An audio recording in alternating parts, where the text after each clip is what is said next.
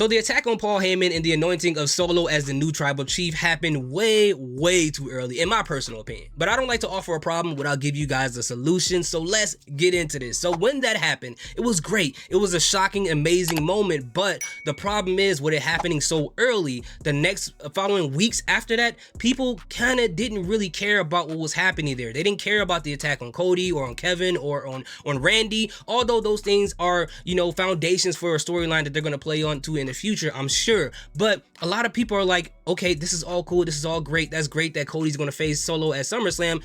Let's get to Roman Reigns. We want to see when Roman Reigns is going to respond to all these things that are going to happen. But I feel like a way that they could have made this a lot more effective and better for the fans, in my personal opinion, for one, is that they could have stopped the overusage of the Shield triple powerbomb. Okay, the first time they did it on Paul Heyman, it was shocking, but after that, it started to become less and less effective. I wish WWE would have just created some type of move for the Bloodline 2.0, just so they can have their own thing or find like new creative ways to attack these individuals as opposed to just slamming people through tables at the end of SmackDown. It kind of gets redundant, but I feel like this.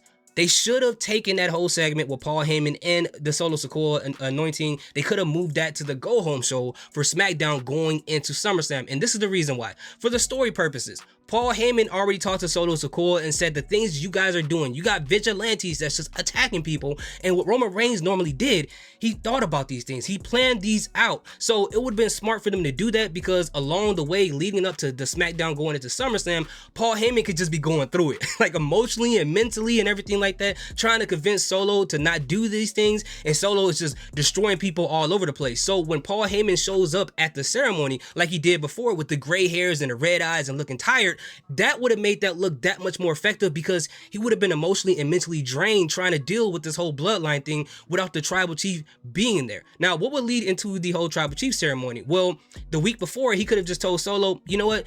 You call yourself the tribal chief, but you can't have you can't be the tribal chief because you don't wear the tribal beads. You don't wear that. And that would inspire Solo to do that the following week. And by them doing that on the SmackDown leading into SummerSlam, by doing the Shield Powerbomb, which would be the first time they would do it as a shot to Roman Reigns because of the faction he was a part of, doing it to his wise man, and anointing Solo Sikoa as the tribal chief at the Go Home show at SmackDown leading into SummerSlam, that will leave the fans at the edge of their seat and then wanting to see what is going to happen at SummerSlam when Roman Reigns returns, because it would just be so fresh, okay? And then to see Paul Heyman come down a ramp with Roman Reigns probably wearing a neck brace, that moment would be crazy. Now, don't get me wrong, Roman returning at SummerSlam is going to be a big moment regardless, but I felt like that the build up to that moment would have been better if it was done that way.